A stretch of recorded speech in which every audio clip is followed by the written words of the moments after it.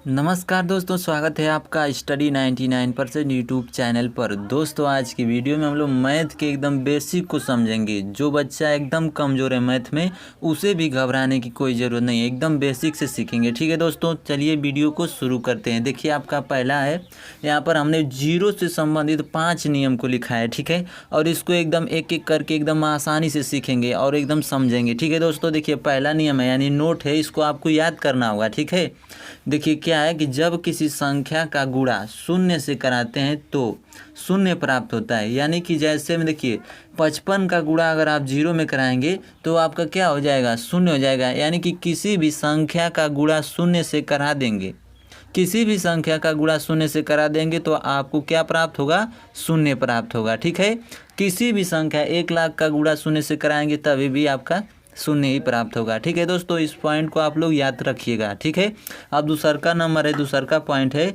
इसको समझिए। जब शून्य में किसी संख्या से भाग दिया जाता है तो शून्य प्राप्त होता है। क्या किया जाता है, देखिए यहाँ पर एग्जाम्पल मैंने लिखा है कि शून्य में किसी संख्या से भाग दिया जाता है, कोई भी संख्या हो, 10, 20, 30, 40, 50, चाहे 1000, 2000, कोई भी संख्या हो, अगर शून्य में आप किसी संख्या से भाग देंगे तो शून्य प्राप्त होगा। ठीक है, यहाँ पर मैंने लिखा है 0/50 बराबर क्या आ जाएगा, 0, 0/500 बराबर 0। ठीक है, यानी कि किसी भी जीरो में किसी भी संख्या से आप भाग देंगे तो आपको 0 प्राप्त होगा। इस पॉइंट को आप याद रखिएगा। ठीक है, अब देखिए तीसरा का पॉइंट है आपका कि जब शून्य से किसी संख्या में भाग दिया जाता है तो अनंत प्राप्त होता है।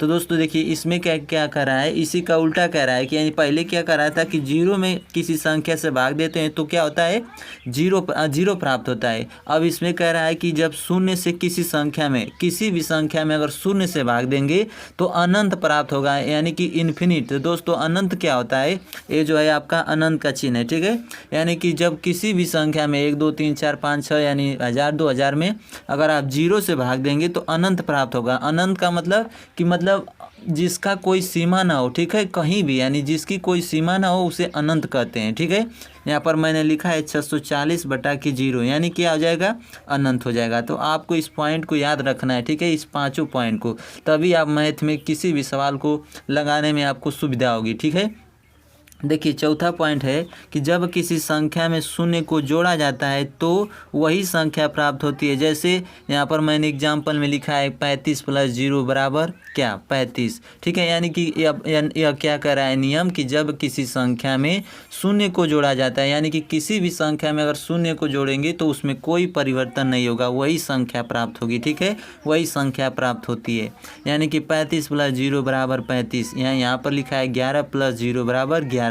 यानी कि आप 1000 में 0 जोड़ेंगे तो कोई फर्क नहीं पड़ेगा, किसी भी संख्या में 0 को जोड़ेंगे तो वही संख्या प्राप्त होगी। ठीक है, यहाँ पर आपका पांचवा नियम है कि जब किसी संख्या में से शून्य को घटाया जाता है तो वही संख्या प्राप्त होती है। ठीक है, यहाँ पर जोड़ा जाता था, यहाँ पर घटाया जाता है। यानी कि यहाँ पर एग्जाम्पल है आपका कि जब किसी भी संख्या में से 0 को घटाएंगे तो आपकी वही संख्या प्राप्त होगी। ठीक है, यानी कि जैसे कि मैंने 1 में से मैं 0 घटाऊंगा तो क्या बचेगा, आपका 1 ही बचेगा। 10 में से 0 घटाएंगे तो क्या बचेगा, 10 ही बचेगा, यानी वही संख्या बचेगी। ठीक है दोस्तों, इन पांचों नियम को आप एकदम आसानी से याद करिएगा, बहुत सिंपल है। इसको आप एक बार और देखेंगे तो आपको एकदम कभी पढ़ने की ज़रूरत नहीं है। ठीक है, एकदम याद हो जाएगा मन में।